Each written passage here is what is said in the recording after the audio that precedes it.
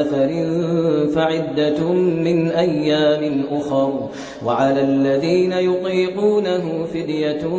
طعام مسكين فمن تطوع خيرا فهو خير له وأن تصوموا خير لكم إن كنتم تعلمون شهر رمضان الذي أنزل فيه القرآن هدى للناس وبينات من الهدى والفرقان فمن شهد منكم الشهر فليصمه ومن كان مريضا أو على سفر